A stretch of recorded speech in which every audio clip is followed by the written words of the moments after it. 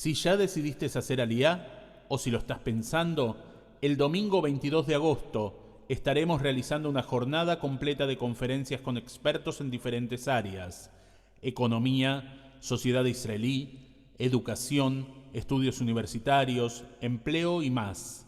Además de asistir a las conferencias, los inscriptos tendrán la posibilidad de agendar reuniones personales con cada uno de los expertos. El domingo 22 de agosto será una fecha especial para todos aquellos que alguna vez pensaron un futuro en Israel. No te lo pierdas. Desde las 10 horas Argentina y Uruguay, 9 horas Chile y Paraguay, el evento se realizará en formato virtual. Para inscribirse deben ingresar a www.agenciajudia.com/expoatid.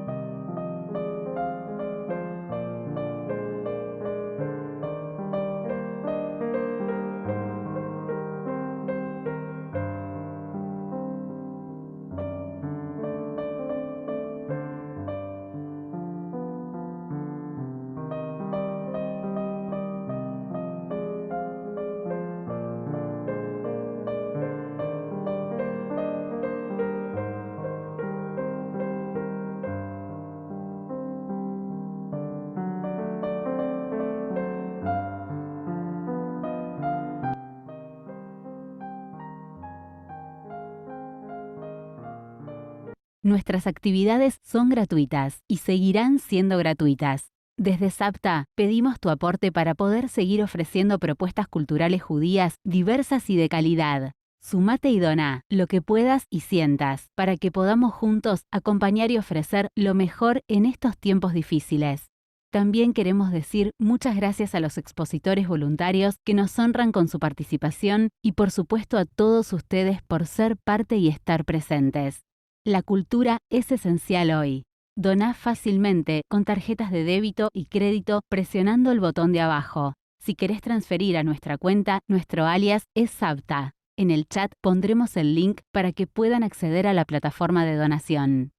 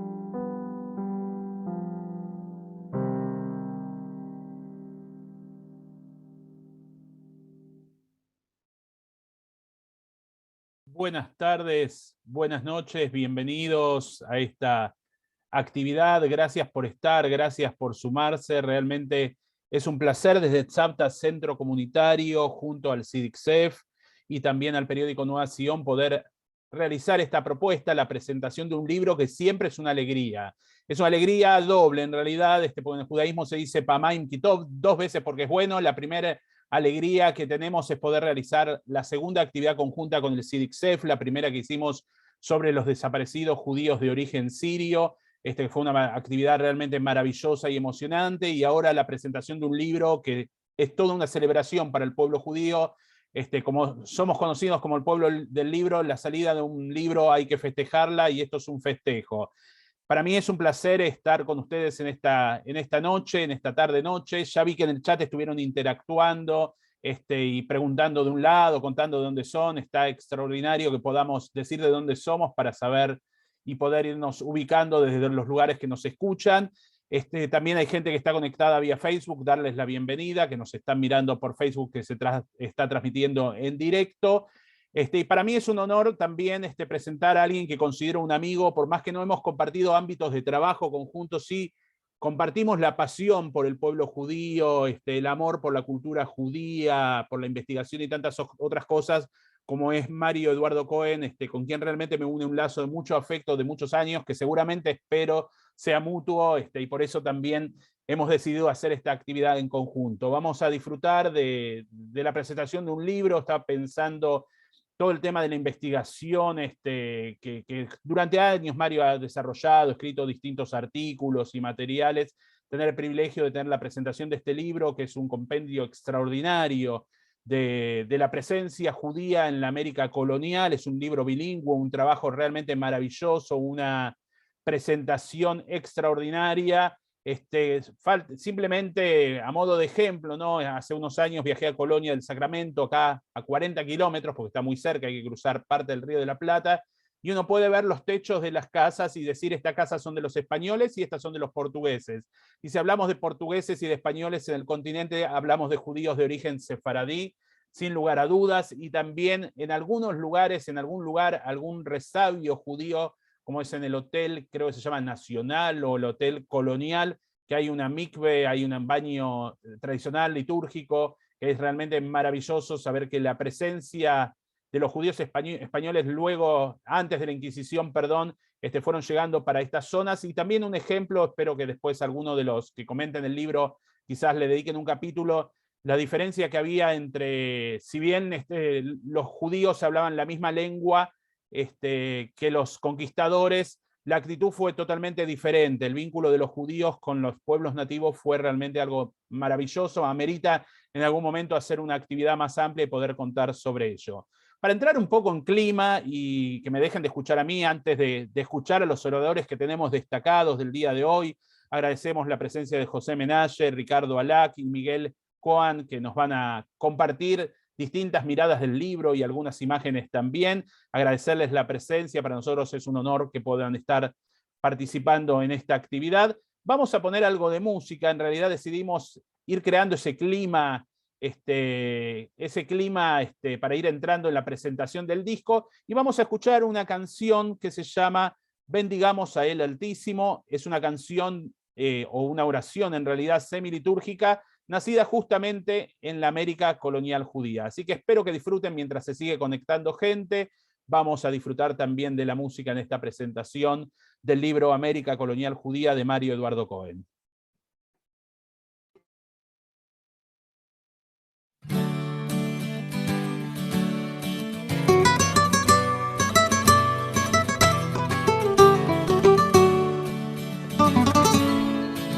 Bendigamos al Altísimo, al Señor que nos crió.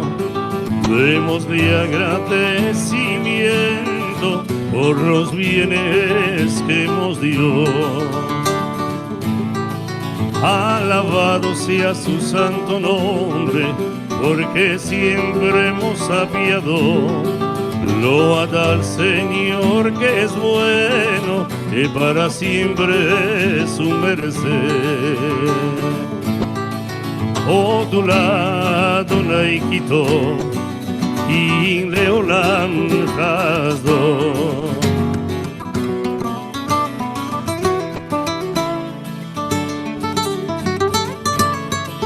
Bendigamos al Altísimo por su ley primeramente, porque liga nuestra casa con el cielo continuamente. Bendigamos al Altísimo por el pan segundamente, y también por los manjares que comimos juntamente. Odula Adonai Kito y Leolam Hasdo.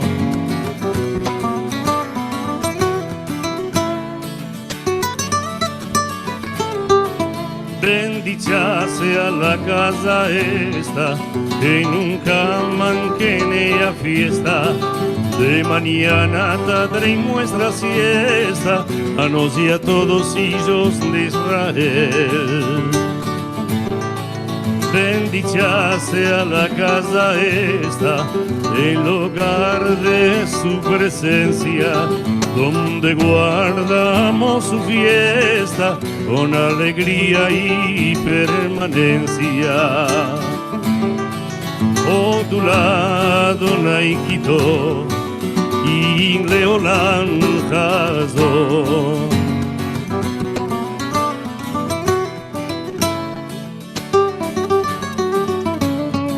Alegres comimos y bebimos, su merced nunca nos faltó. Loada al Señor que es bueno, y para siempre es su merced. Loada al Señor que es bueno, y para siempre es su merced. Oh, tu lado Naikito y Leolan Hasdo.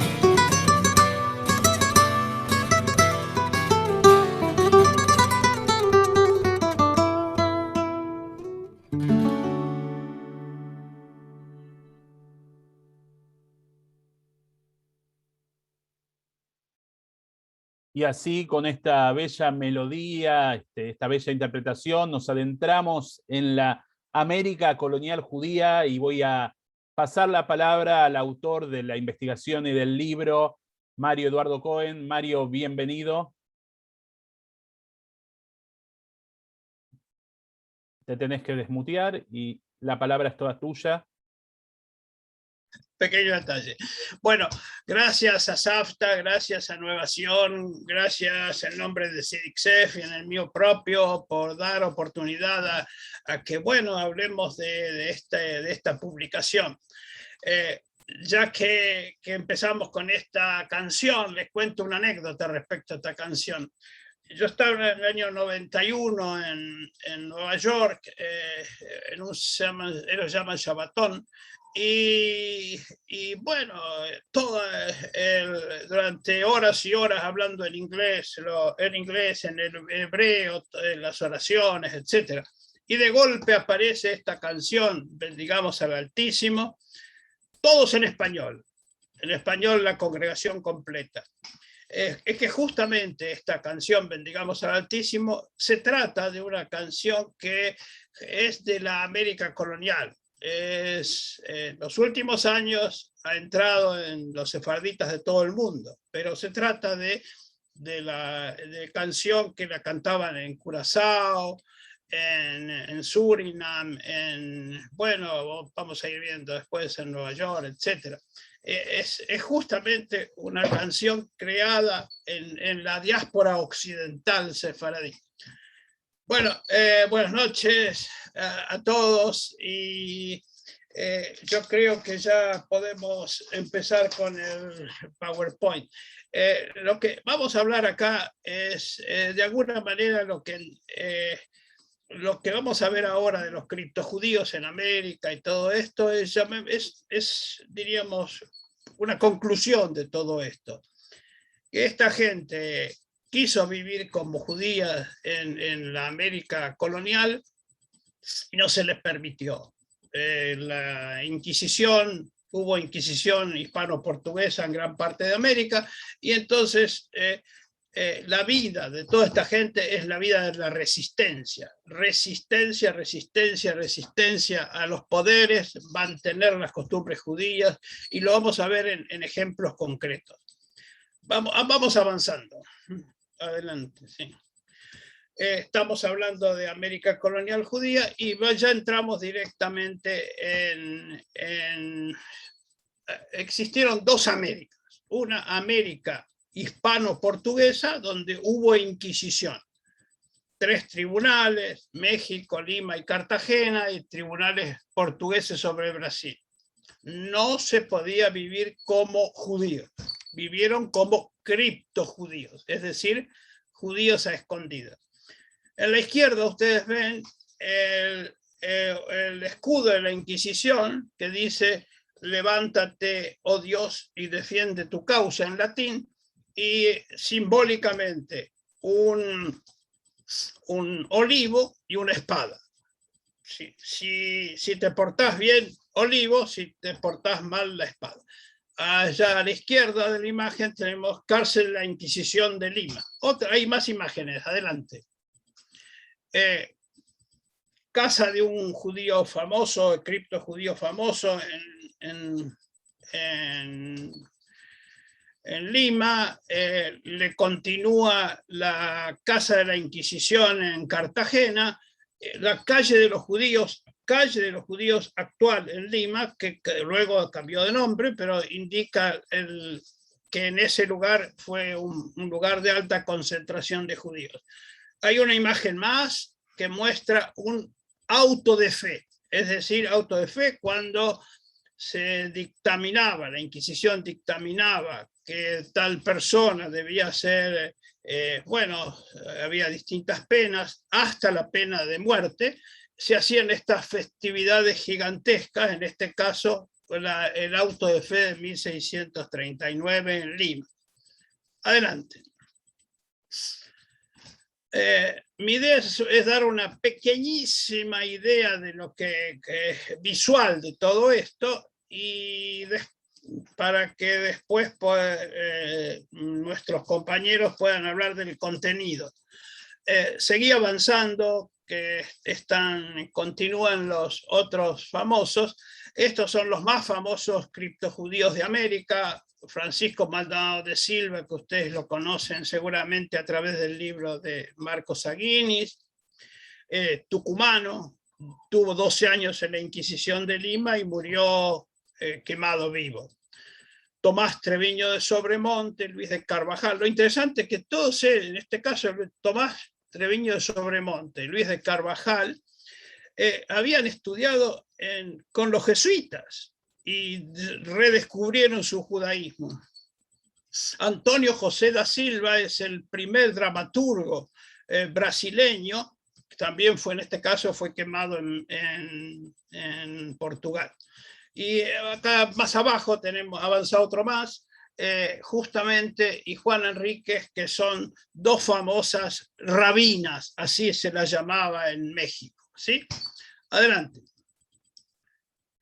Entonces, ¿cuál era el área donde estaba la Inquisición? La Inquisición de Lima abarcaba todas las zonas sur de América del Sur, la Inquisición de México, la zona norte, y después hubo la Inquisición de Cartagena en la zona central.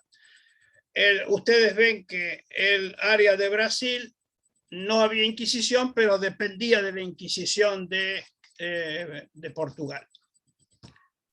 Adelante. Bueno, ¿cuándo es el primer día que se aparece un criptojudío? ¿Cuándo? El último y el primer día de la colonia. En ambos casos hay judíos o criptojudíos. ¿Cuándo comienza la historia europea en América? 1492, Colón es acompañado por el traductor Luis de Torres. Según el almirante, había sido judío.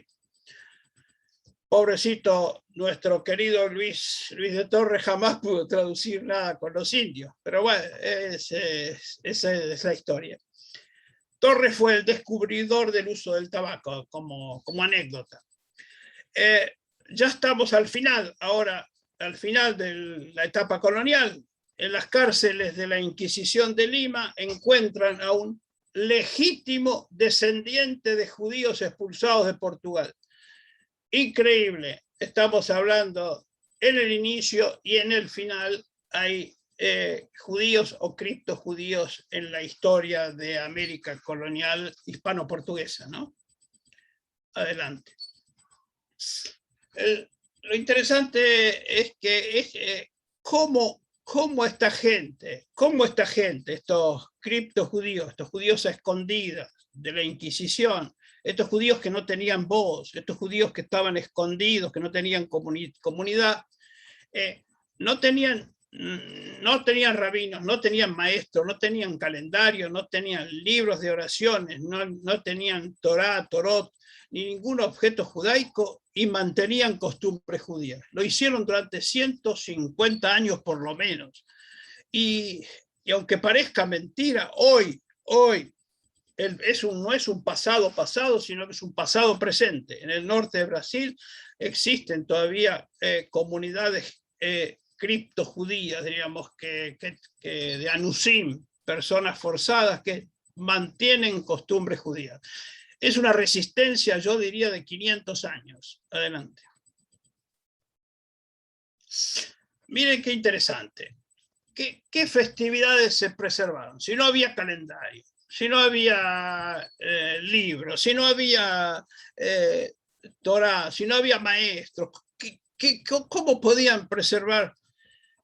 Se las ingeniaron, por ejemplo, el Yom Kippur, que en la Biblia dice que es el 10º día del 7º mes, se las ingeniaron en general el festejarlo el 10 de septiembre. Recuerden ustedes que el mes de septiembre es el 7º mes del calendario juliano, el calendario romano. Sin calendario, la única opción que tenían es imaginarlo que el día 10º del 7º mes es 10 de septiembre. Se festejaba algo del Shabbat, algo de la Pascua, pero mucho del Purim. El Purim en el sentido de que esperaban, así como había habido un gran milagro en aquel momento con la salvación de los judíos de Purim, quizá podía pasar lo mismo en América. Y algunas costumbres relacionadas con el kashrut. Adelante.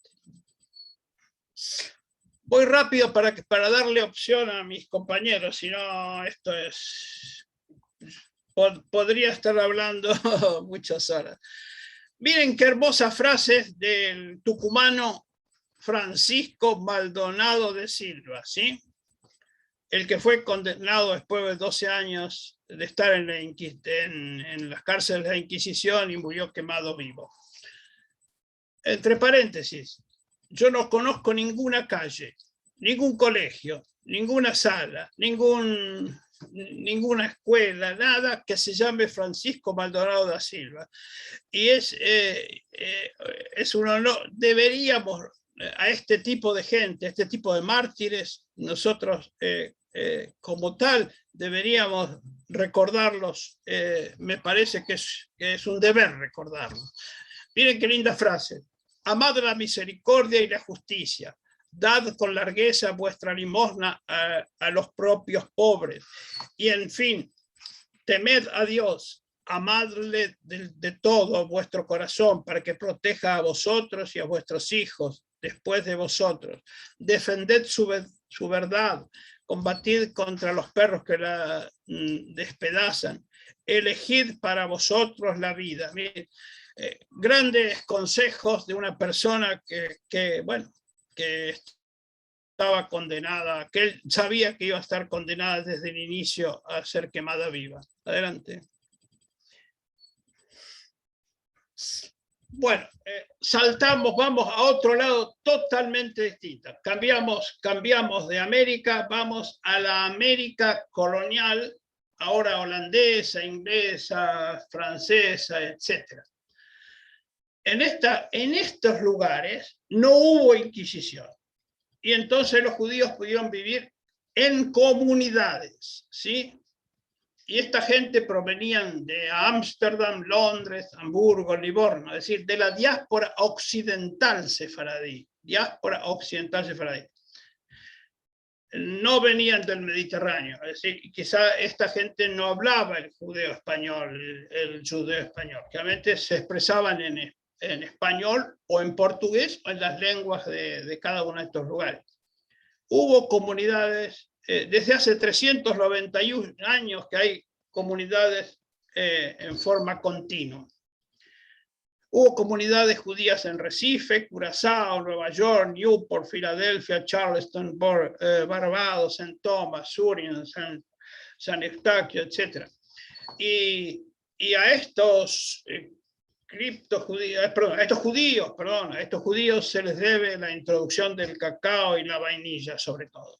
Y en la aprendida de los indios, ¿no? Esa es un caso especial de la muy buena relación que tenían los judíos con los indios.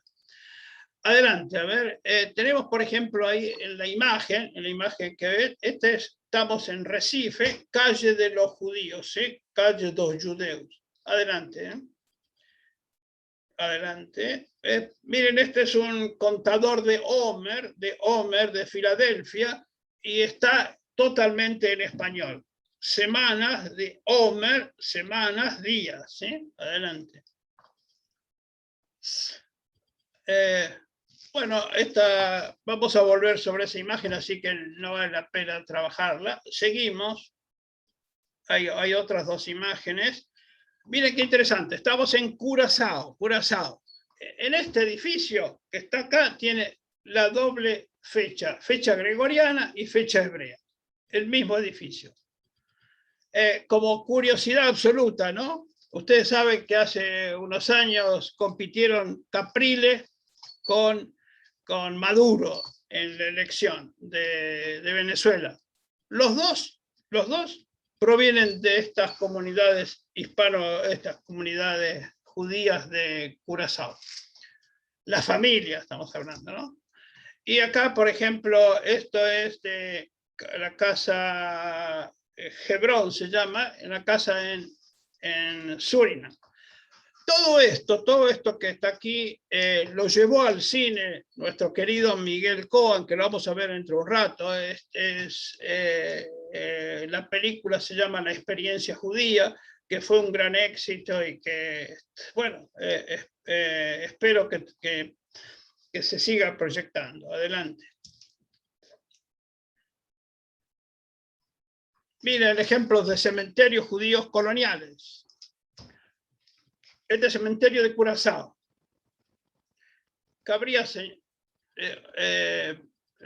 señalar algo, que está al lado de una refinería de Shell. Cuando estuve por ahí, casi todas las tumbas están borradas. El abrasivo le sacó las imágenes. Y le pregunté por qué ellos no se ocupaban y pedían una indemnización a Shell. Y me dijeron que Shell aceptó o acepta originalmente que fueron los causantes de este desastre cultural. Pero si aceptaba Shell que había producido esto, le iban a llegar juicios de todas partes del mundo. Por eso no lo acepta. Pero de hecho es una lástima que esté casi borrado el cementerio. Después tenemos cementerio Casa de la Vida, cementerio en St. Thomas, cementerio en Newport, cementerio en Barbados, cementerio, miren qué imágenes, este es un cementerio judío en Coro, Venezuela. Miren las imágenes y vean digamos, qué complejidad, cómo toman elementos del contexto. La próxima. Bueno, calles y sinagogas, ustedes saben que tenemos, esto es Surinam, esto es Newport, Esto es Recife, Barbados, Saint Thomas, interesante, todas las sinagogas del Caribe son de piso de arena. Todos los cementerios son para llegar en forma marítima o fluvial. Todos los cementerios tienen imágenes. Es decir, toda esta área de los judíos hispano-portugueses del Caribe es un grupo aparte de los judíos. Es judío, pero con características especiales. Y el bendigamos el Altísimo, es justamente es una de las características. Los judíos vivieron en la primera colonia judía importante, fue la de Pernambuco, Recife, en la etapa de los holandeses. Pero en 1654 los portugueses la retomaron. Y 23 personas que salieron en el Pesaj de 1654, tuvieron 6 meses de viaje, un montón con muchos problemas, y llegaron a una ciudad que se llamaba New Amsterdam, también holandesa. Esa ciudad de New Amsterdam hoy se llama Nueva York, y esos 23 personas que salieron de Recife se los consideran los Pilgrim Fathers, los padres peregrinos, los primeros habitantes de Nueva York, judíos de Nueva York. De hecho, ahora se sabe que quizá había 3-4 personas antes que los Pilgrim Fathers, pero vale como curiosidad. Adelante. Y bueno, justamente en la Estatua de la Libertad en Nueva York hay un poema de Emma Lazarus, que se llama, una poeta sefardita, que recuerda y glorifica a la Estatua de la Libertad como que el lugar donde se abrían las puertas a los desposeídos. Y miren este mástil, dice, erigido por el Estado de Nueva York en honor de la memoria de los 23 hombres, mujeres y chicos que bajaron, que descendieron en septiembre de 1654 y fundaron la primera comunidad judía de los Estados Unidos de América, tricentenario de los judíos de América. A ver, una más o dos más y le damos el honor a nuestra gente, a los que han venido a hablar sobre el libro. Si ustedes ven aquí en este punto marcado, este es el cementerio judío. Lo que yo les decía, que los cementerios son necesariamente, como eran comerciantes y digamos, se llegaba solamente por vía fluvial o vía marítima a los cementerios de las comunidades hispano-portuguesas del Caribe. Esto es Recife. A ver, una más. Ven que Recife dice Rua do Bom Jesus, antiguamente Rua dos Judeus. Rua dos Judeus. A ver, una más y le damos la... interesante esto. Judíos que colaboraron con los libertadores, ¿sí? Hubo como soldados judíos tanto en Estados Unidos como en Venezuela, y como amigos de los libertadores, ¿no? Mordejai Ricardo fue amigo de Simón Bolívar. Vamos a ver ahora algún detalle sobre eso. Haim Salomon fue amigo personal de George Washington. Y Alejandro María de Aguado, de familia judía, lo fue de José San Martín, aunque sobre ese tema hay mucha controversia. Aquí aparece Washington con Haim Salomon, y este se llama el Octagón, el lugar en Curazao donde este señor, Mordejai Ricardo, le prestó a Bolívar, a las hermanas de Bolívar. Y por último, bueno, tenemos acá la sinagoga de Newport, y dice que en este lugar estuvo Washington, no como lugar sinagoga, sino como lugar de reunión. Bueno, puedo seguir, le estoy quitando lugar a mis compañeros. Si les parece, les agradezco. Solamente quise mostrar una parte, un aspecto visual de todo lo que está, de toda esta historia de la América colonial.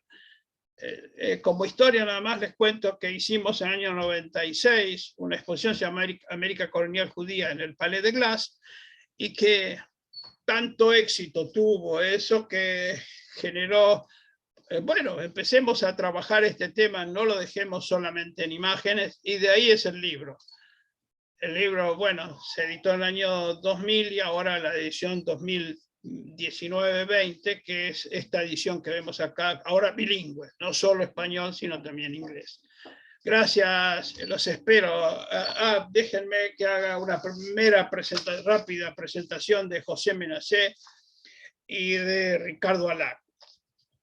José Menacé es abogado, en el año 75 fundó el CIDICSEF y es un pionero en los estudios sefardíes de América. De ahí aprendimos todos, es el maestro de todos nosotros. Como escribió decenas de artículos, hizo presentaciones en distintas partes del mundo, etc. Y fue condecorado en el año 94 por el rey, en este caso Juan Carlos II de España, por sus contribuciones a la cultura sefardí.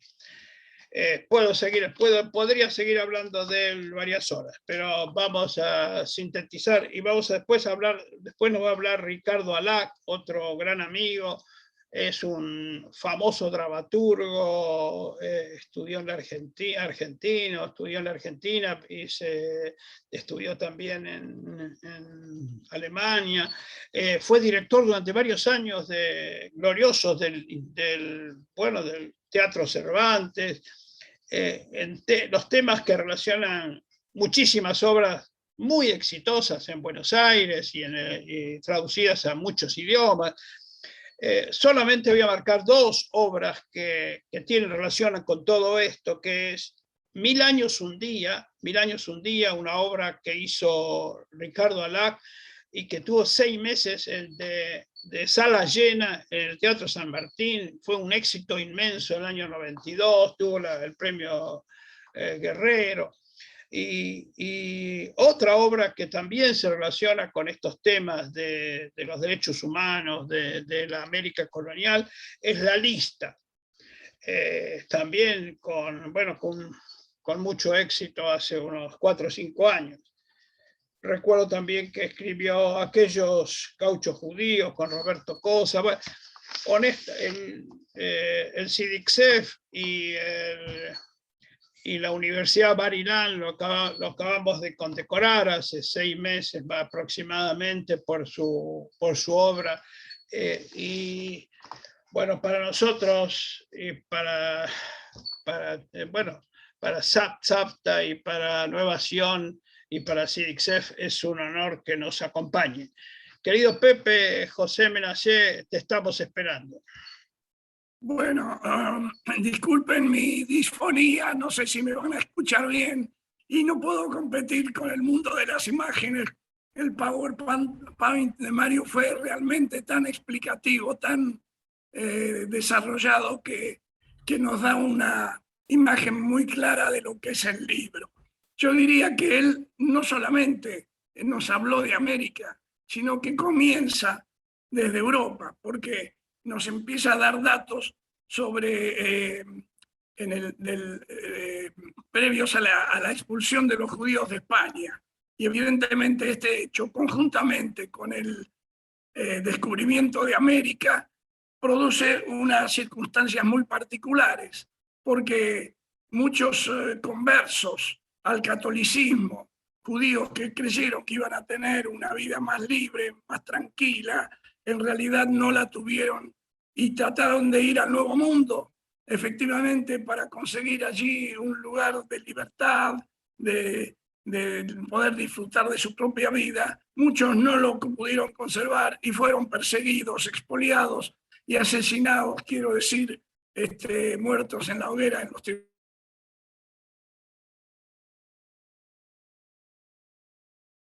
Se perdió, José, un poco el sonido. A ver, por un problema me parece la conexión. A ver ahí si querés continuar.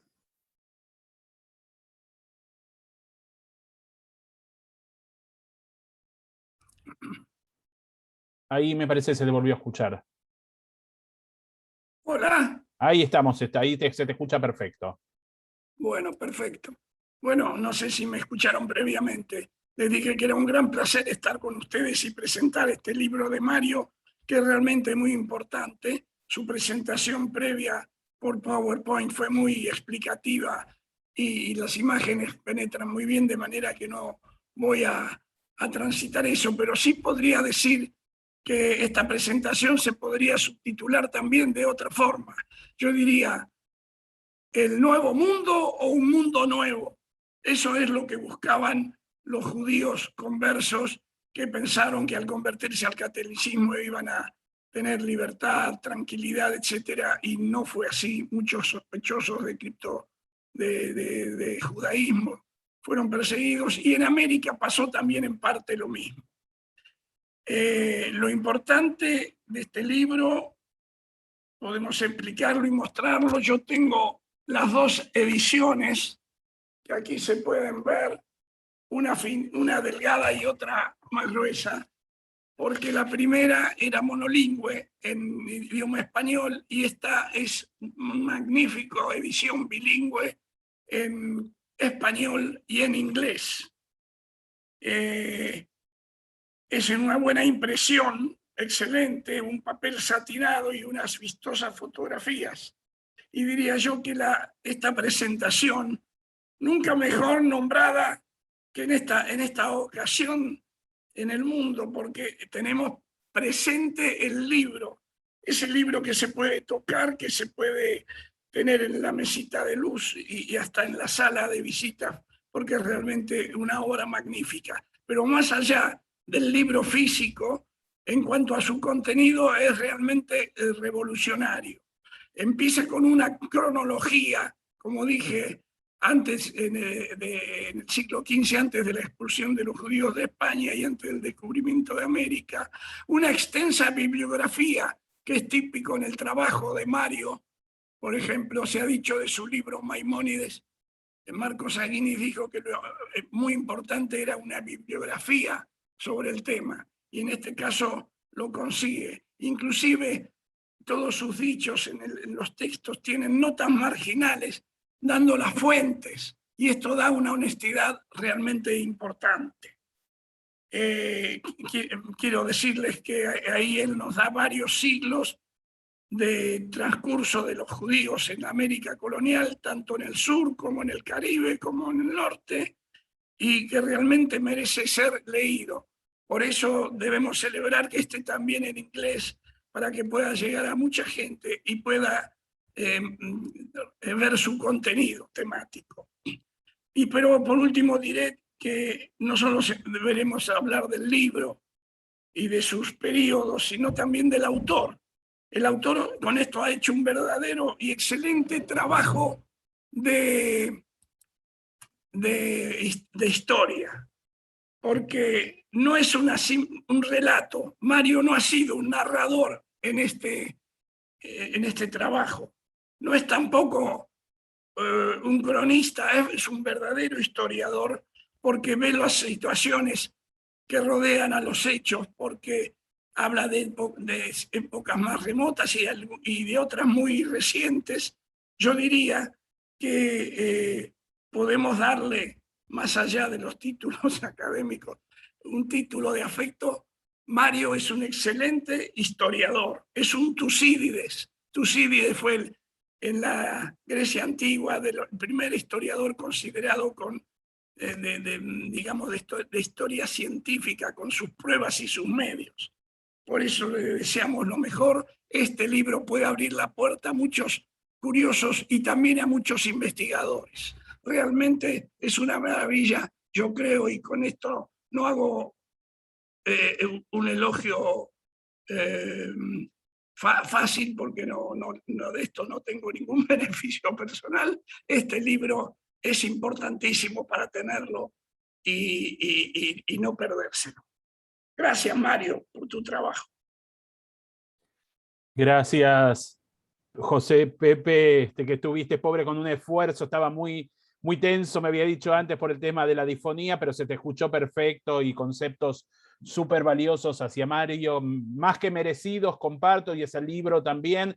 Pusimos en el chat donde se puede adquirir el libro, me parece que habla de la historia de nuestro continente, habla de la historia de parte de nuestro pueblo, en mi caso, bueno, soy judío ashkenazí, no lo puedo mentir, pero también parte de nuestro pueblo, somos parte del pueblo judío en estas zonas y merece ser leído, y como decía recién Pepe, tenerlo en la casa es indispensable, creo, para poder entender por qué estamos, cómo estamos como judíos, y un trabajo maravilloso de poder, de lo que hizo Mario, de realmente de estar en los lugares y rescatar la historia, un trabajo de investigación que no es muy fácil, sobre todo cuando hablamos de tiempos pasados y sobre todo la dificultad también de criptojudíos, ¿no? Que aquellos que vivían en algunos casos bajo el anonimato religioso, ¿no? Así que bueno, le pasamos la palabra a Ricardo Alac. Ricardo, bienvenido.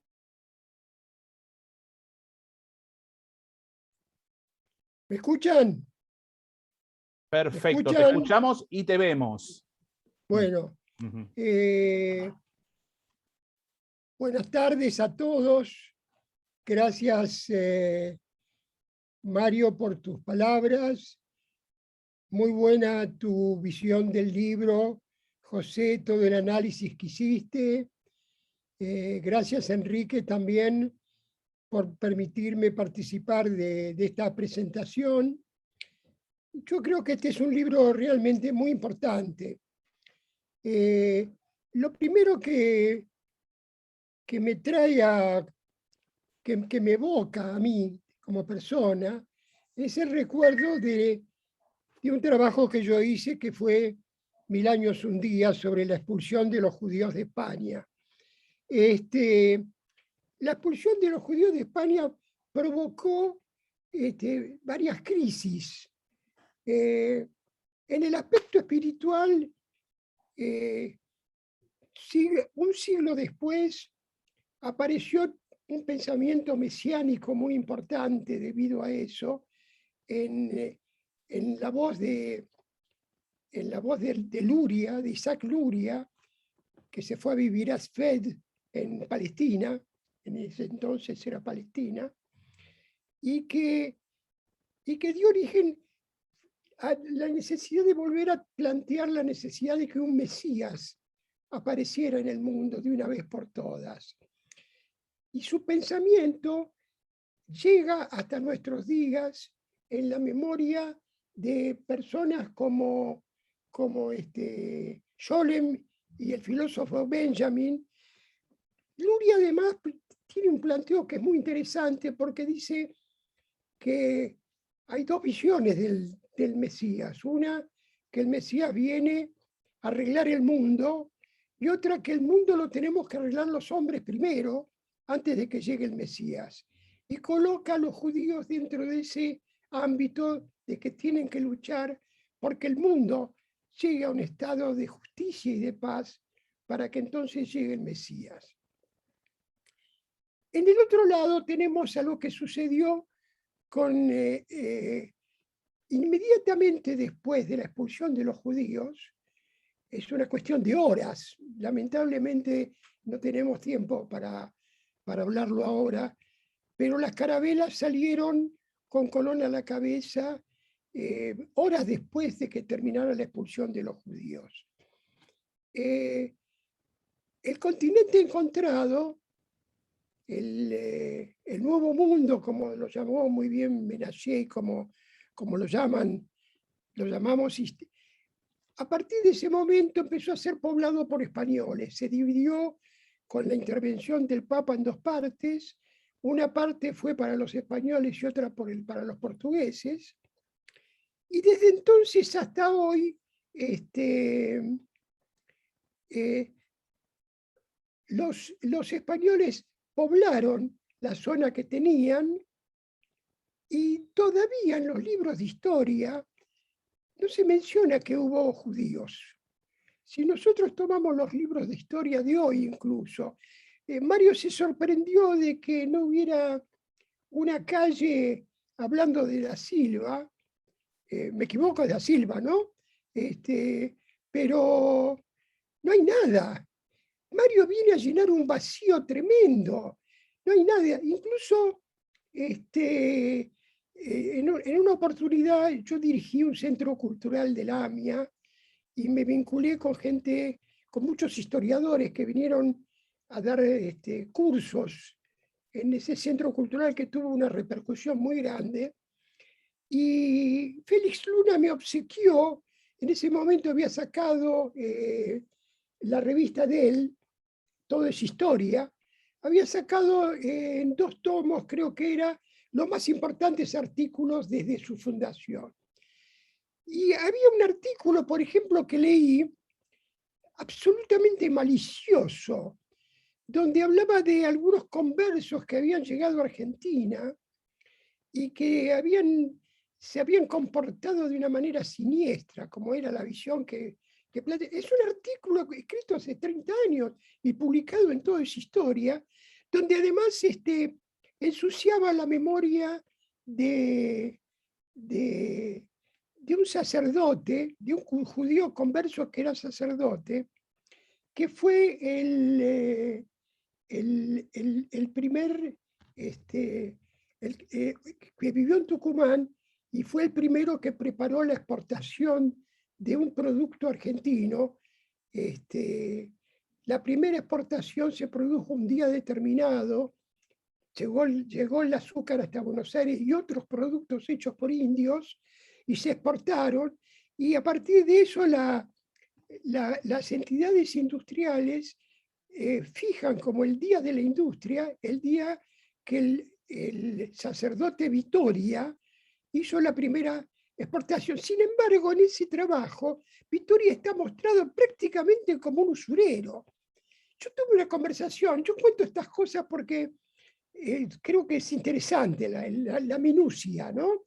Yo tuve una conversación después con Luna, un respetable, un respetable historiador. Más que historiador, Luna fue un divulgador. No hizo investigación por su cuenta, tal vez en un libro sobre la vida de Roca, pero si no, él más bien fue un compilador más que historiador. Pero él me dijo que, bueno, que él respetaba la opinión de la gente que le invitaba para escribir, y por eso había publicado ese trabajo. Bueno, yo creo que acá voy a hablar directamente ahora del libro de Mario. Mario Cohen ha hecho un fichaje, un importante fichaje de la presencia judía en América. Y quiero también decir lo que yo le dije a él cuando tuve el placer de tener en mis manos.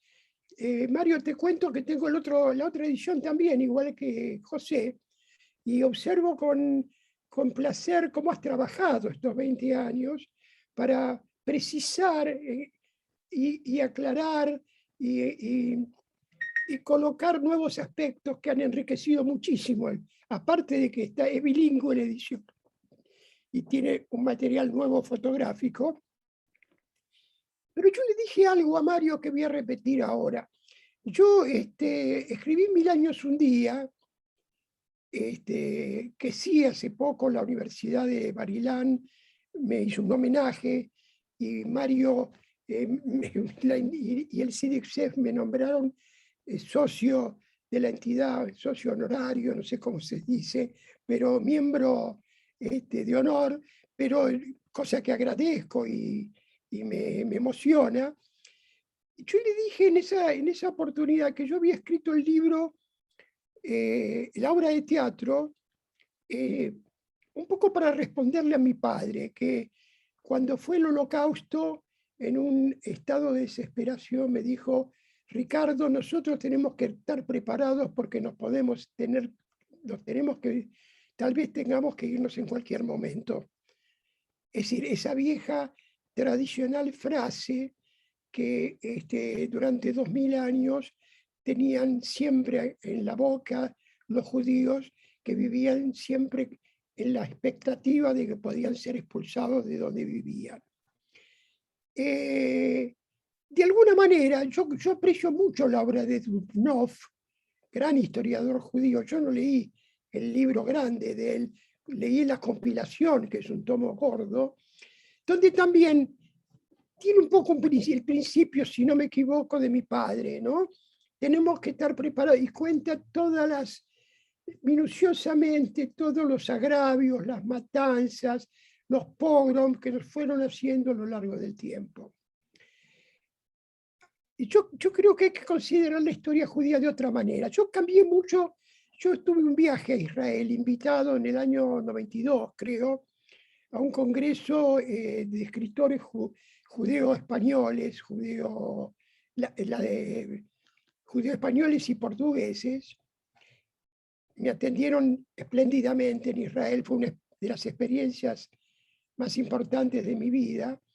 Y recuerdo que pedí material, yo había terminado ya la obra, que me llevó mucho trabajo, 1000 años un día, pero como realmente había muy buena disposición a lo que nosotros queríamos saber, quería saber yo cómo se estudiaba la expulsión de los judíos de España en las escuelas secundarias, porque las universidades es otra cosa, cómo se enseñaban las escuelas secundarias de Israel. Bueno, no recuerdo muy bien, pasó mucho tiempo, ya soy un hombre grande, pero alguien me acercó unos libros, pequeños libritos, que eran los que tenían entre sus manos los estudiantes, y me llamó la atención que eran preguntas que tenían que responder los estudiantes, ¿no? Y una de las preguntas que le hacían era: ¿usted cree que la dirigencia judía estuvo a la altura de las circunstancias en el momento de la expulsión?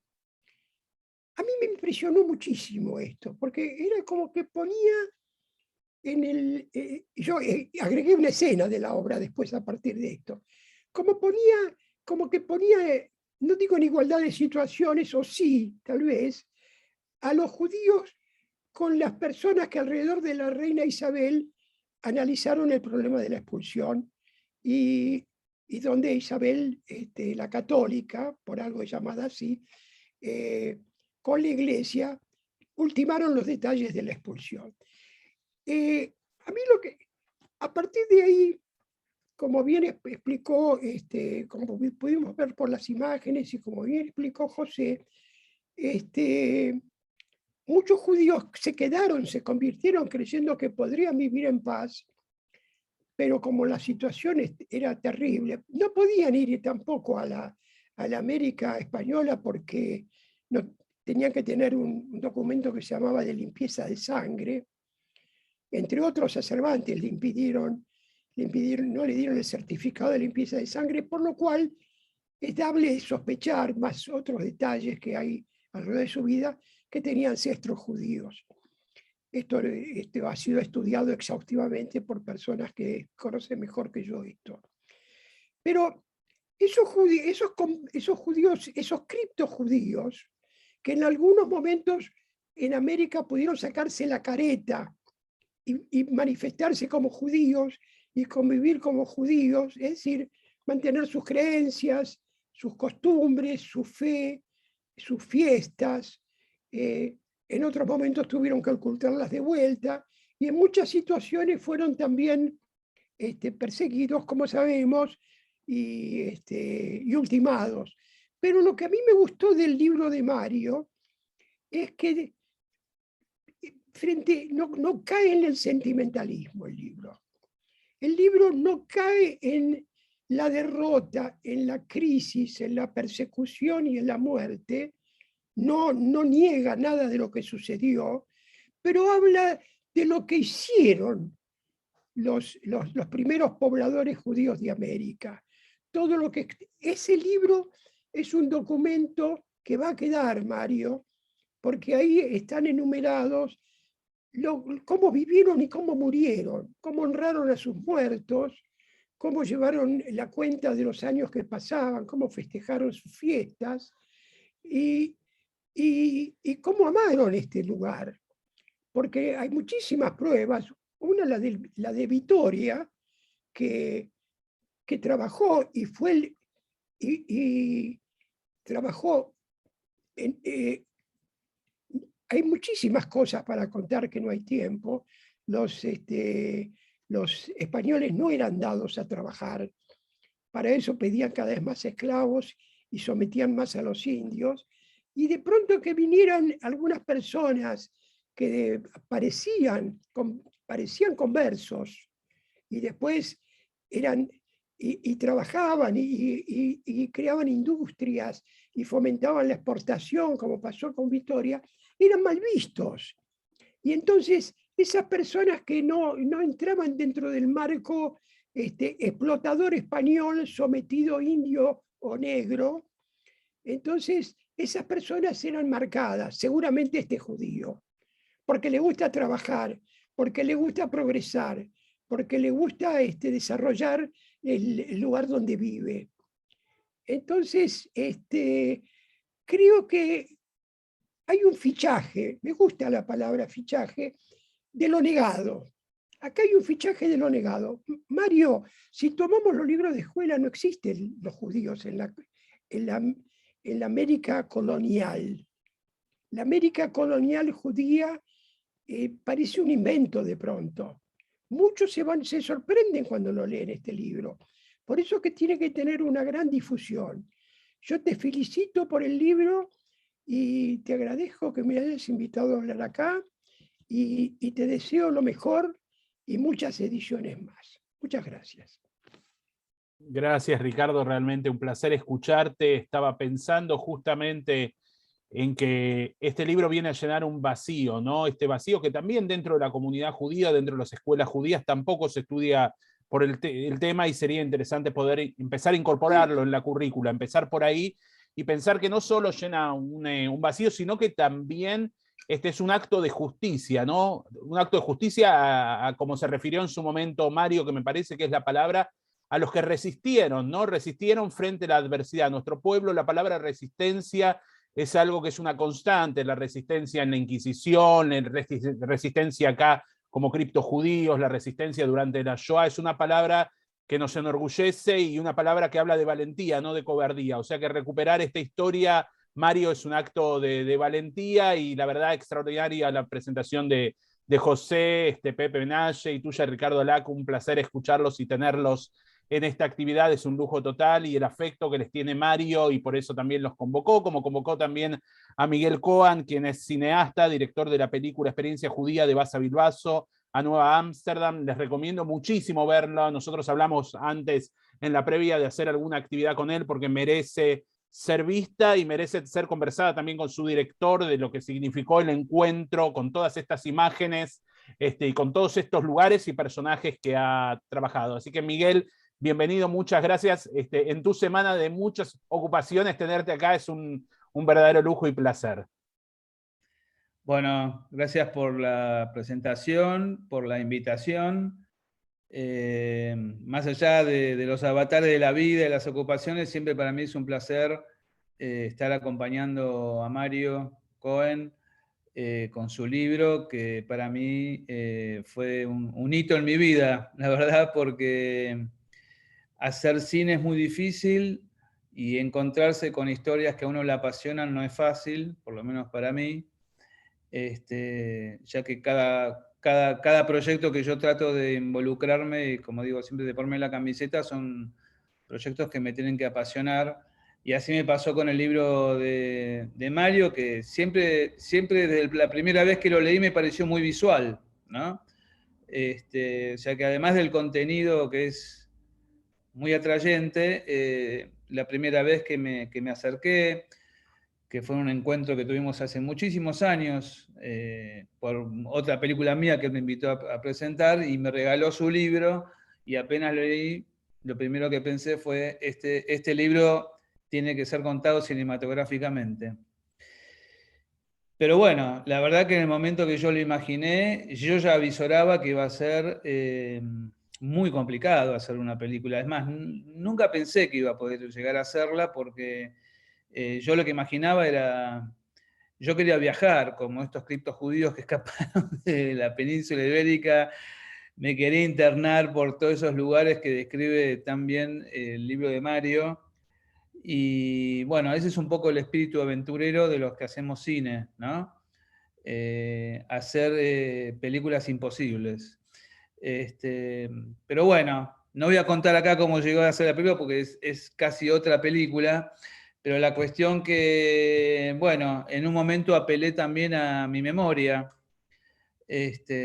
porque si bien el libro de Mario y este viaje por la América colonial judía tiene que ver mucho con la memoria y el judaísmo, como el judaísmo usa como herramienta la memoria para persistir a lo largo de tanto tiempo, yo tuve que apelar a la mía. Y la mía tiene que ver con mi papá, gaucho judío, pues todo el mundo me dice, bueno, en la película no se ve mucho Basavilbaso, pero Basavilbaso fue el motor personal que a mí me llevó a aventurarme a esta aventura. ¿Y por qué? Porque, bueno, porque si en Surinam eran sefaradíes que huían de la Inquisición, en Basavilbaso eran judíos que venían de Rumania y de la Rusia zarista, ¿no?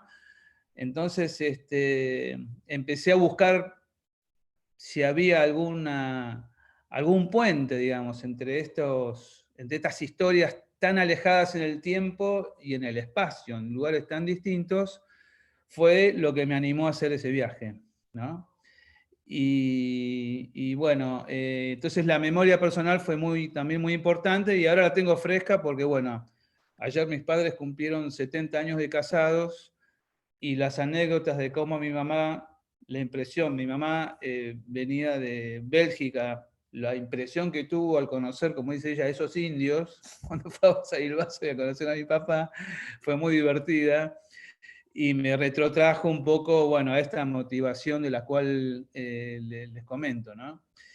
Y entonces voy a aprovechar, ya que hablo de esto, un poco para pasarles esta imagen que me impactó mucho cuando fui a Basavilbaso, aunque esto no es Basavilbaso, sino que es San Gregorio, ¿no?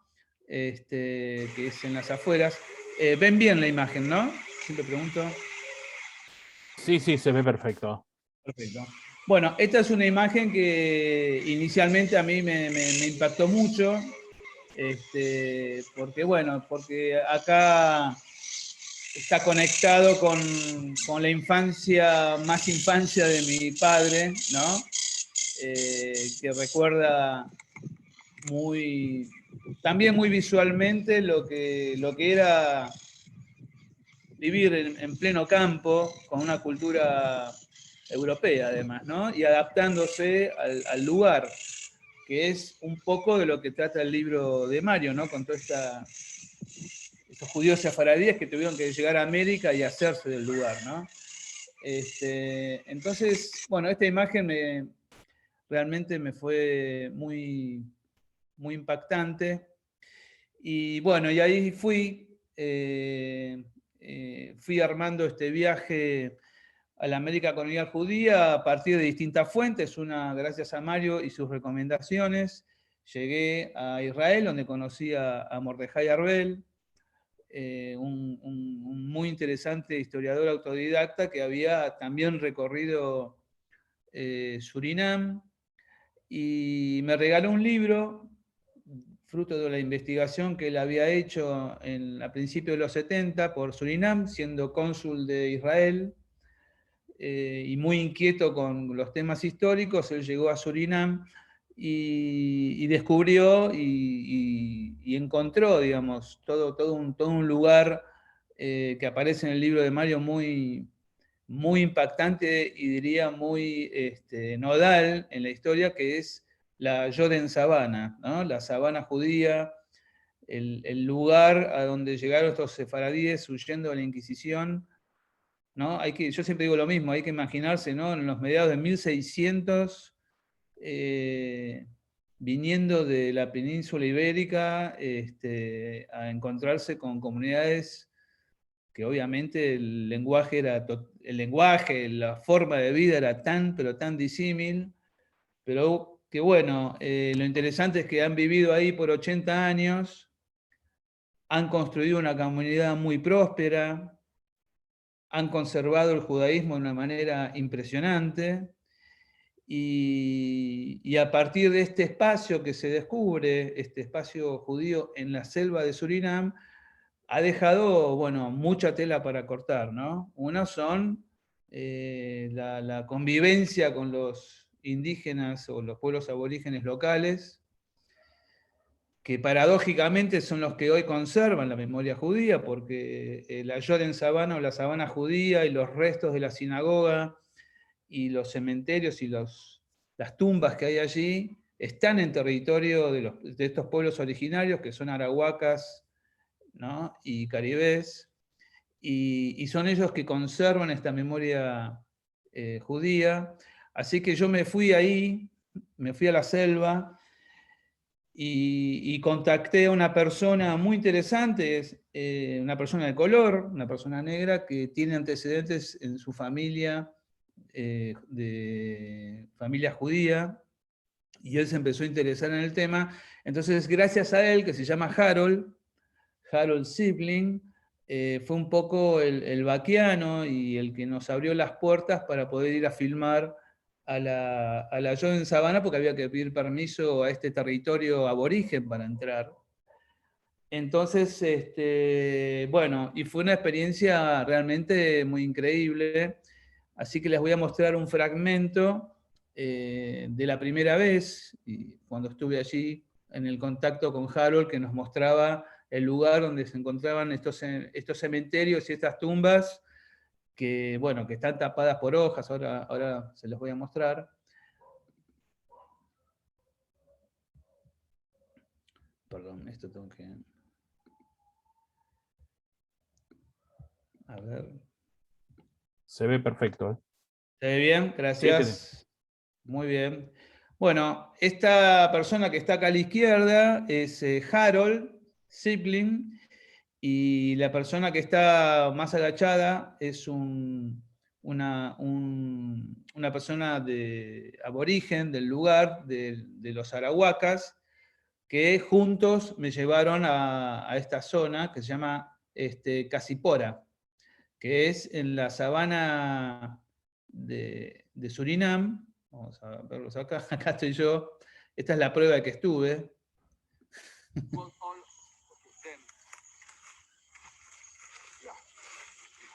Entonces fueron ahí a buscar dónde estaban estas tumbas, ¿no?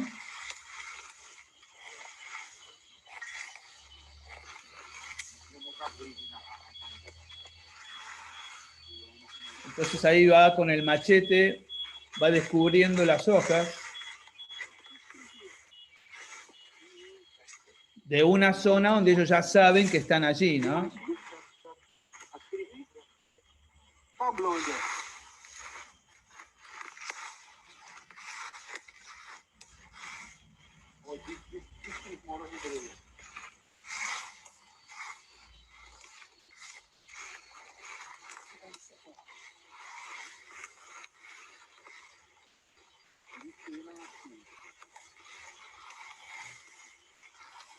Les cuento que no se ven en cámara, pero los mosquitos que hay allí son realmente impresionantes.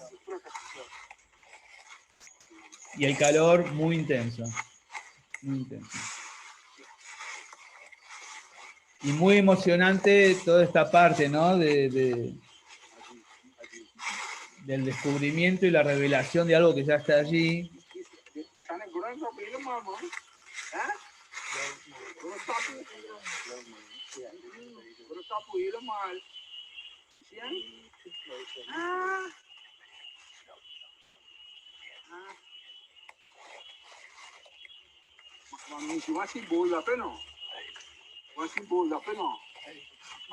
Hablan en surinamés, que es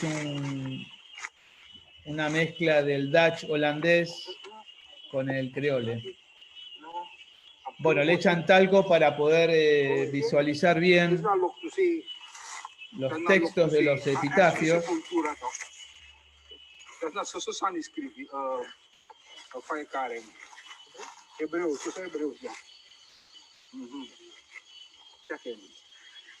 Este justo es un fragmento que no está en la película. Ahí pueden ver cómo aparecen las letras en hebreo, con más claridad.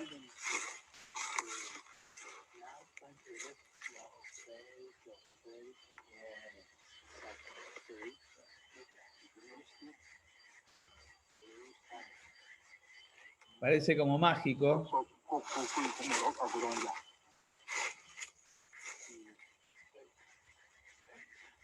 Ahí está. Oh, yeah. ¿Entiendes? Oh, ya vou ler isso. Ya vou ler isso. É português. Okay. Está diciendo que se puede leer en portugués. La cámara está invertida, no llegamos a leer, pero se nota que son letras en portugués.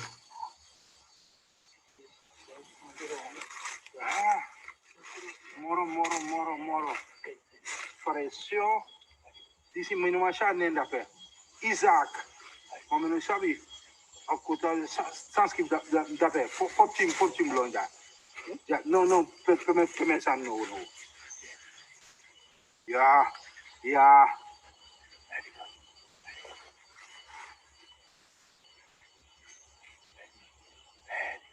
Okay. Oh, da Costa. Baruch da Costa. Aha. So this is the neighborhood of Da Costas. Dice que es el barrio de Da Costa. La zona del cementerio de la familia Da Costa. And a datum, of een datum schrijft je ongeveer.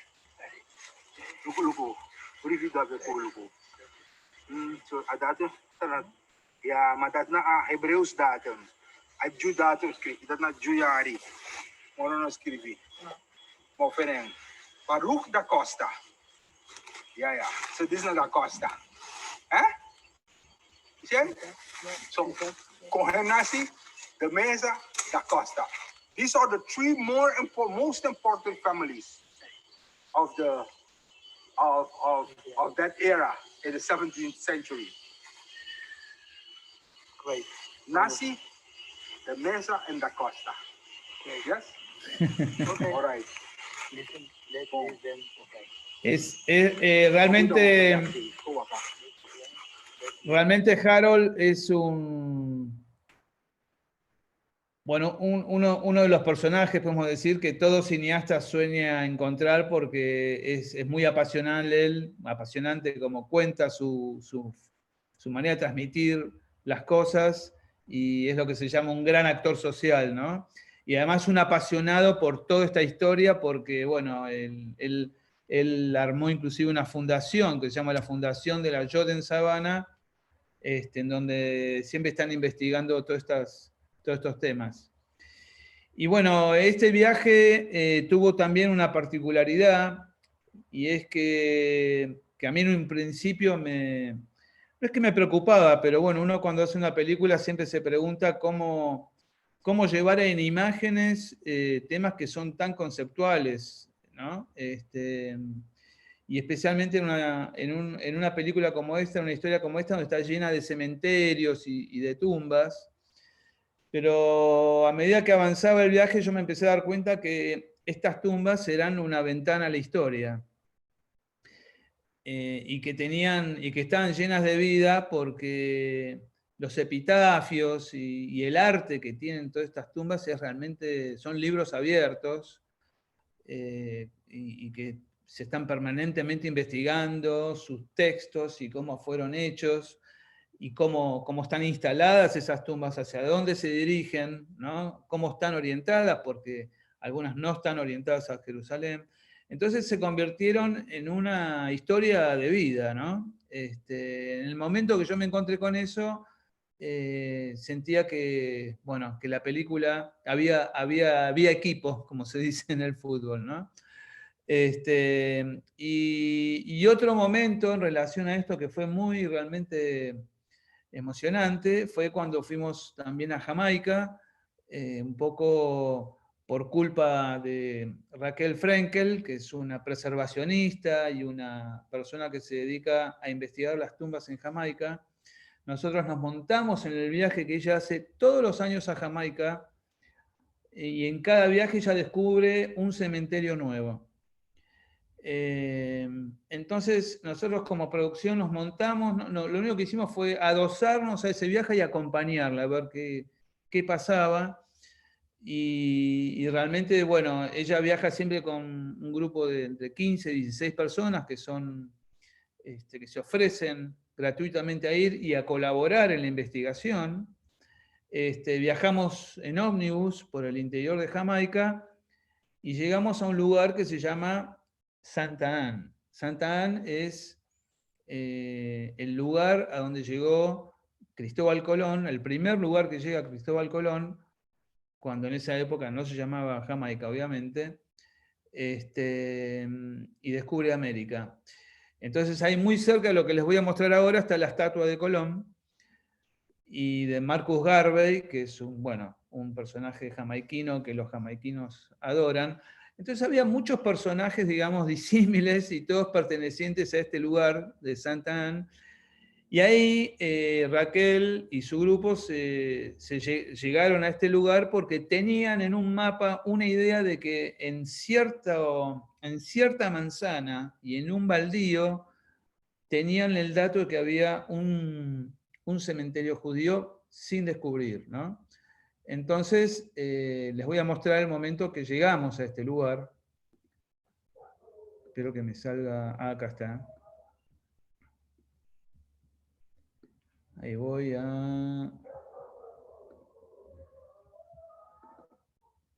¿Ahí lo ven?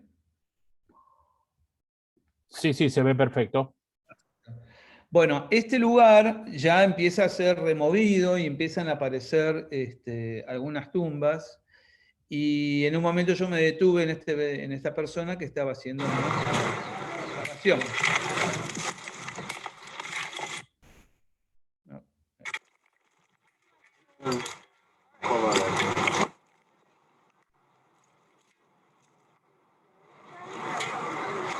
El lugar era realmente, pueden ver, casi natural.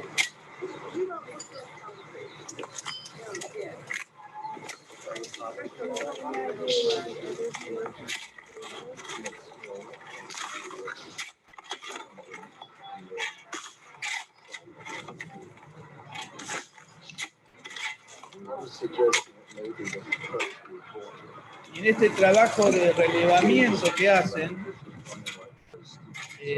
van tomando nota de todo lo que van encontrando y últimamente han digitalizado toda la información, o sea que todo el mundo puede acceder a esta información de esta investigación de estas tumbas. Bueno, es un poco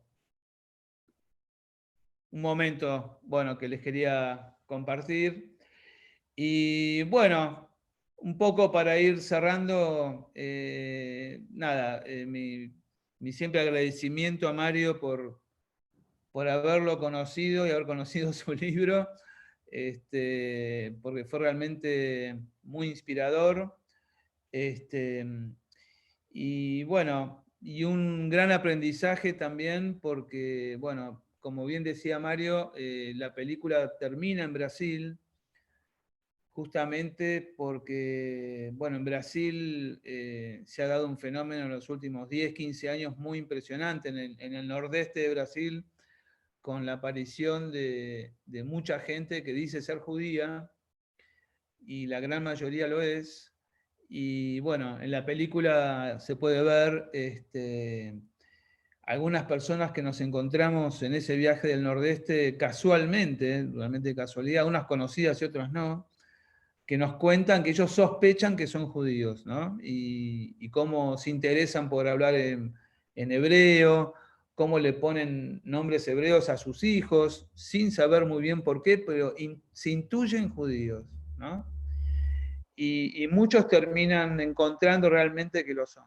Realmente eso, en el viaje de la experiencia judía era muy, muy reconfortante, porque pasamos de las tumbas y estos epitafios que eran ventanas a la historia, a estas historias de vida actuales que más de 325 años después resulta ser que estos judíos que habían huido de la Inquisición aparecían nuevamente generaciones después, reencontrándose con sus familias que habían huido, digamos, ¿no? Entonces, bueno, toda una temática que invita a la reflexión de lo que es la memoria judía que se transporta a lo largo del tiempo de una manera casi mágica, ¿no? Y eso en el norte de Brasil fue realmente muy interesante. Así que, bueno, muchas gracias. Cuando quieran saber de la película, en Facebook hay un espacio de la película que se llama La Experiencia Judía, y ahí están las fechas cuando la película se proyecta también, y algunos encuentros que hacemos para hablar sobre lo que se llama diario de rodaje, ¿no? Que a veces hacemos encuentros donde hablamos sobre estos temas más profundamente. Así que bueno, muchas gracias a todos por la atención y gracias a ustedes por haberme invitado. Muchas gracias, Miguel, por las imágenes y la palabra, ¿no? Y por el trabajo que también tomaste de dar vida a ese texto que te llegó por regalo y de regalarnos una película que tiene que ver con el tema. Así que felicitaciones, recomendamos la película, recién estaba mirando, no voy a decir que está en YouTube porque no sé si era oficial el sitio, pero voy a pasar, porque voy a pasar un artículo de Clarín que está para que quienes quieran leer y profundizar un poco, por eso no paso el link porque no estaba seguro si estaba colgada o no estaba colgada tuyo. No vamos a cooperar con la piratería, pero si alguno no está en Argentina y no la puede ver, ya di algunas coordenadas, ¿no? Así que bueno, voy a pasar la palabra a Gustavo Efron, director del periódico Innovación, para que lea un poco comentarios y preguntas que hubieron. Así que gracias por la participación. Bueno, gracias Quique. Bueno, y felicitaciones Mario, extraordinario. También los comentarios de Ricardo, de José y de Miguel. Nos dan muchas ganas de, bueno, de conocer más. La verdad que un entusiasmo, mucho entusiasmo, y se nota también en el chat, digamos, el entusiasmo, porque hay muchos comentarios distintos, ¿no? Felicitando. La verdad que, bueno, es muy motivacional poder conocer este tipo de iniciativas, porque invita siempre a un poco más, ¿no? Hay, bueno, muchas felicitaciones de diferentes personas de distintos lugares. Hay algunos comentarios también desde Rosario, Esther Slepov, excelentes presentaciones. Teresa Acedo, interesante uso de Seardim de lápidas horizontales y no verticales como Ashkenazim. Es un comentario que está interesante. Hay una pregunta de Teresa que dice: ¿de qué años son las sepulturas? Digamos. Siglo XVII. Siglo XVII. Bien. Bueno, impresionante testimonio, dice Nora Damoski. Nora Kramer, felicitaciones Mario y Miguel por las investigaciones, muchas gracias. Jimena Testa, felicitaciones Mario por el libro, muy buenas las exposiciones, gracias por divulgar la investigación. Bueno, hay muchísimos mensajes que no voy a aburrirlos leyéndolos, pero una pregunta de Teresa dice: por favor, ¿pueden contarnos cuáles imágenes se utilizan en las lápidas? Sí, bueno, o Mario, no sé. Yo las que yo vi eran muy variadas. Había desde diseños de ángeles, calaveras con huesos parecidos a los de la piratería, pero que no tienen que ver. Y a mí personalmente, ¿no? Como historiador, siempre me empecé a unir toda la cuestión de lo que es la imagen para la cábala también, ¿no? Pensé que quizás alguna conexión entre estos sefaradíes vinculados con la cábala seguramente habría por el valor, ¿no? Que tiene en la cábala la imagen. Pero eran todas imágenes de ese tipo. Pero yo ahora le pido la palabra a Mario para que complete, que es el que sabe. No, es en esa línea. es interesante cuando aparece un árbol cortado en la mitad que indica que son niños los que han fallecido, o se ven barcos que indican que la persona ha sido, bueno, comerciante o trabajó con los barcos. Muchos ángeles, bueno, es muy variado, símbolos judaicos. Pero lo interesante es que eso es solamente estos cementerios judíos en la América colonial, en estas comunidades, no en Europa, no en Israel, no es lo habitual la simbología. Es un dato interesante, ¿no es cierto? Acá hay un comentario de Silvia Borodowski, anterior, que no había leído, que dice, en ese artículo al obispo Vitoria se lo trata de contrabandista, y se dice que fue el primer contrabandista de la Argentina. Cierto. Sí. Luego una pregunta de Len Gutkowski que dice, La Calavera, ¿no hubo piratas judíos en el Caribe? Sí, los hubo también, pero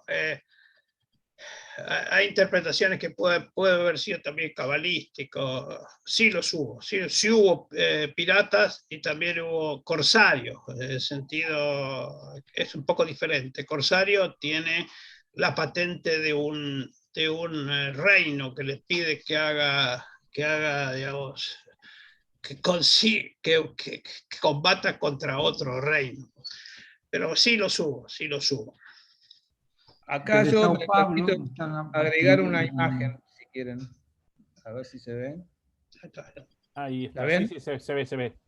Les quería mostrar esta imagen que es la Joden Sabana vista desde un ilustrador francés. Y ahí se ve lo que llamaba Jerusalem by the Riverside en la sabana de Surinam, la sabana judía, cómo se construyó una pequeña ciudadela a orillas del Surinam River.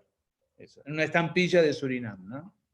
Podemos agregar, esta es la sinagoga, y ahí acá ven sobre el río Surinam un montón de ingenios judíos que había, y se ve, si se puede agrandar mucho, aparece el nombre Elías, el nombre Samuel, el nombre, etcétera, etcétera. Es decir, que Surinam recuerda la etapa gloriosa de la etapa judía, y bueno, a través de estos sellos, hoy, lo interesante es que hoy continúa existiendo una pequeña comunidad judía en Paramaribo, que es la capital de Surinam.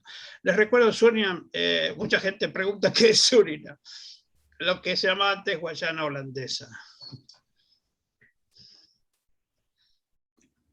Bueno, muchísimas gracias, la verdad, extraordinario, da para mucho más, pero la idea es que lean el libro, ¿no, Mario? Para algo Es trabajó cierto. Mario, y que vean la película de Miguel, así que vamos a dejar por ahora aquí. Realmente un placer, agradecerte, Mario, por este regalo que nos diste de poder presentar tu libro en SAPTA, junto a Novación y al CIDICSEF, como dije antes, una institución muy querida y admirada también en su valor por recuperar la historia de los judíos de América Latina y los judíos sefaradim.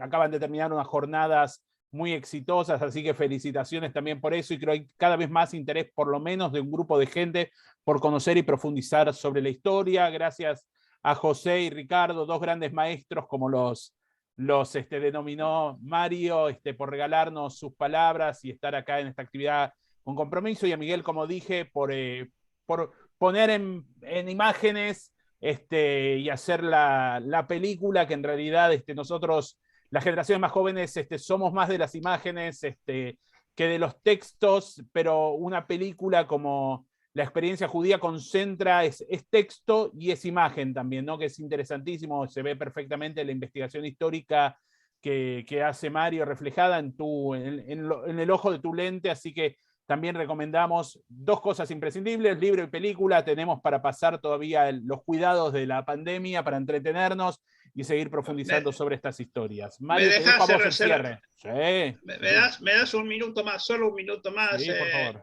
Miguel? Digo, Quique. Una conclusión solamente sobre el libro. El libro lo que trata es descubrir la América colonial. Descubrir tiene doble sentido. Descubrir es destapar y también en poner en conocimiento. Y el libro quiere poner a la vista una parte de la historia de la América. No puede ser que la historia de América sea nada más que la historia de los españoles o portugueses que gobernaron esta zona. Existieron, se han olvidado de los indios, de los negros, de los protestantes, de los judíos, y se han olvidado de las mujeres, la mitad de la historia. Estamos reivindicando una parte de la historia de América. No es una historia es una historia antigua, pero también tiene presencia. Hoy están, viven, existen anusim, personas que se dicen judíos o tienen costumbres judías de aquella época. 5 siglos de resistencia. Muchas gracias. Gracias, Mario, y agradecer al público presente. Vamos a abrir la vista galería para brindar un fuerte aplauso a todos los que han participado de esta jornada, tanto como expositores y también como público, porque fuimos parte todos de una maravillosa experiencia y recorrido de 5 siglos de presencia judía en el continente, que está viva al día de hoy aquí y que sin lugar a dudas marca y configura también parte de la historia de lo que es nuestros países y nuestra América Latina en general. Así que bueno, muchísimas gracias a todos y los esperamos en próximas actividades. Nuevamente, Mario, en nombre tuyo, agradecer al CIDICSEF y que sigan nuestras actividades conjuntas por mucho tiempo. Muchas gracias a todos. Gracias, gracias.